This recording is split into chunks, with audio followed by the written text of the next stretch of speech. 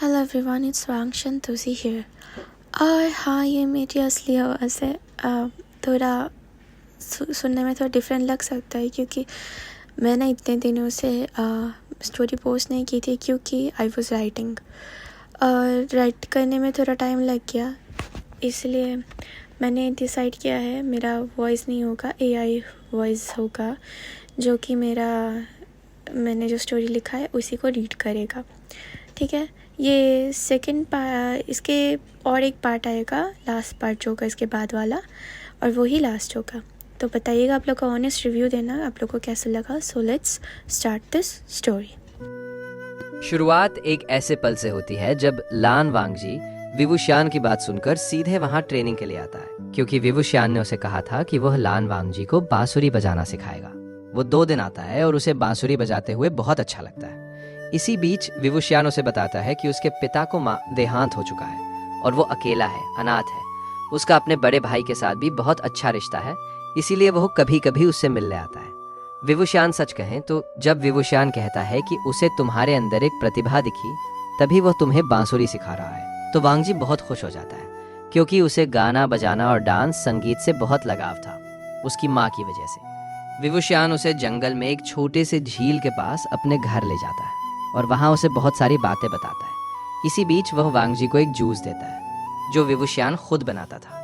वह जूस पीने के बाद वांगजी को बहुत जबरदस्त चक्कर आता है, इतनी गहरी बेहोशी कि उसकी आंखें बंद होने लगती है और वो गहरी नींद में चला जाता है, ऐसी नींद जिसमें उसे कोई नहीं जगा पाता। विवुशियान वांगजी को देखते हुए मुस्कुराता है और जब अगली सुबह जब विवुशियान कमरे में नहीं होता, वांगजी आंखें खोलता है और देखता है कि कमरे में कोई नहीं है, विवुशियान भी नहीं।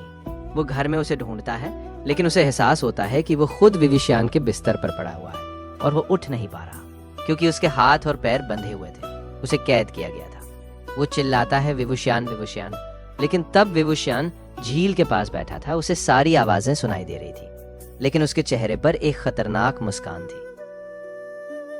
और वांगजी जब आखिरकार बहुत मुश्किल से शाम तक अपने हाथ और पैर छुड़ाता है तो वो बाहर भागता है, सोचता है कि विवुशियान को किसी ने अगवा कर लिया है, क्योंकि विवुशियान तो बहुत अच्छा था, वो किसी को नुकसान कैसे पहुंचा सकता था। 2 दिन में वांगजी को विवुशियान पर पूरा भरोसा हो गया था, और जब उसने विवुशियान की कहानी सुनी तो लगा कि वो बहुत असहाय था, उसका कोई दुश्मन नहीं हो सकता था। वो सोचता है कि शायद उस पार्टी में डांस करने के कारण उसके पीछे दुश्मन लगे हों, या शायद उसके पिता ने किसी को भेजा हो।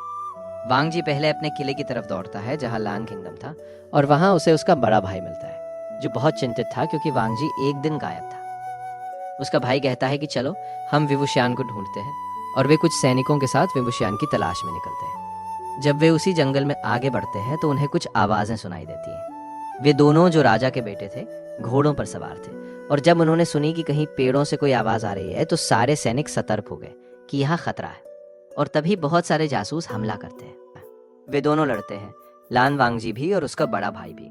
तभी लान वांगजी देखता है कि उसके बड़े भाई पर पीछे से एक व्यक्ति हमला करने वाला है, और वो तुरंत उस व्यक्ति से लड़ने लगता है। लड़ते हुए वे एक तरफ खिसकते हैं और लान वांगजी उस हमलावर को घायल कर देता है। जब वो गिरता है तो उसका मास्क उतर जाता है, और लान वांगजी को बड़ा सदमा लगता है क्योंकि वही विवुशियान था जिसे वो ढूंढ रहा था अपने भाई के साथ।